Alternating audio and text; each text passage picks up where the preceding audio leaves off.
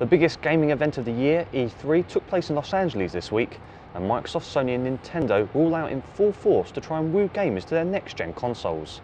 I'm joined by video games reporter Ben Skipper, and Ben, we'll start off with Microsoft, who received a lot of criticism last year for the lack of games focus in their conference. Did they make up for it this year? Absolutely they did. They were really fast-paced, punchy, and they delivered on their promise, which was just to deliver games. And ever since last year when they launched the Xbox One, they have been relentlessly backpedaling. And what they've done with Phil Spencer now as the head of Xbox, they've really made a difference and turned things around. And this conference, while it didn't really have much in the way of a big major surprise, everything was really had been leaked beforehand or was rumoured beforehand.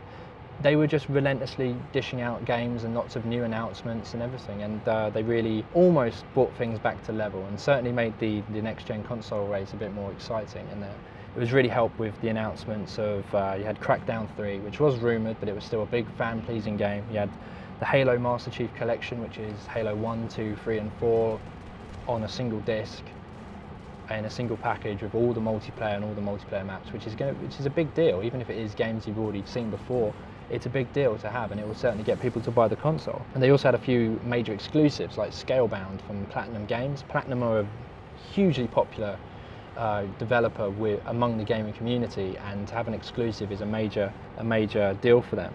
They also showed off a bunch of indie games, which are part of why Sony won E3 last year was because of how dedicated they were to indie gaming, and that's something Xbox have really turned around. They showed off Inside, which was the follow-up to the critically acclaimed indie title Limbo from Playdead, and there was another one, Cuphead, which really distinctive looking game that from a team of two brothers, a really small developer, but has a really distinctive look, and it won a lot of accolades when it was shown last night.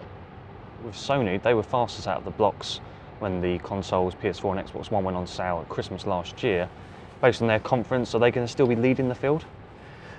Their conference, it had a few more fan-pleasing moments than the Microsoft one, but of the three, it was the most standard E3 conference, the one we're most used to seeing, because there were lots of games, of course, but there was a lot of marketing speak as well, and there was a good, it seemed like 20-minute period towards the end of their conference where they just rambled on and on about television, and people were so bored. But then they announced Grand Theft Auto would be coming to next-gen consoles and PC as well, which was a major scoop for them, as was getting Batman Arkham Knight gameplay, Far Cry 4 gameplay, and they had some surprises up their sleeve as well.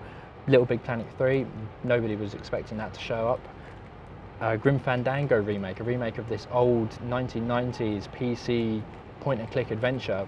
Nobody knew that was going to happen, and the response in the audience was, you could feel it. It got a huge reaction from the crowd, and that would be a big deal for them as well. They showed off the new Metal Gear Solid 5 trailer, which just looked phenomenal, as you'd expect. There was No Man's Sky as well, which they seem to have as a console exclusive for a brief period of time, which is this British game with a lot of hype around it. It's incredible the amount of excitement there is for how little we've actually seen of the game, and to have that as even a brief console exclusive is a big deal. The highlight of the conference was Uncharted 4, which they stopped off with, which they showed the first proper trailer when you actually got a glimpse of what the game's going to run at, and that looked amazing as well, and that's running from within the engine, so it's not far off what it is actually going to be capable of when the time comes. So Sony, they had a good showing, a respectable showing.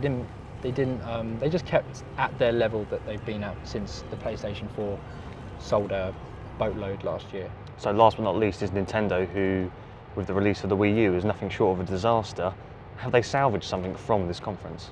Nintendo's conference was easily the best.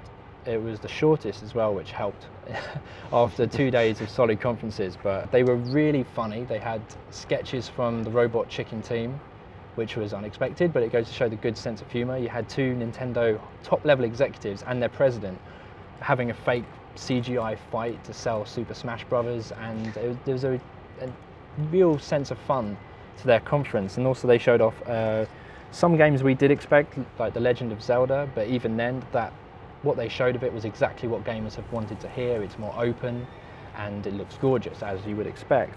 Smash Brothers showed as well, and they announced that you'd be allowed to use your Mii characters, so basically putting yourself in the game. They also announced Captain Toad, which was just a new platformer for the Wii U, a downloadable title which people seem to like. Bayonetta 2, for the more adult audience, is a fighter from Platinum Games, and that's exclusive as well, like what Xbox have with Scalebound, and that's going to include the original game, which was a multi-format title. Then you had Xenoblade Chronicles, which is a big Japanese RPG with a very respected original game, which was just called Xenoblade Chronicles X. And then you had Splatoon, which was a brand new Nintendo IP, which really, it's what gamers wanted to see for a long time, is something new from Nintendo, and this was it. So they really had a very good showing at E3, and they've also been showing live streaming from the event every evening with new content and gameplay all the time. So their strategy has been really good as well, and it's one of the main reasons why they've come out on top of this E3. Well, for all our video games coverage, go to our website, ibtimes.co.uk.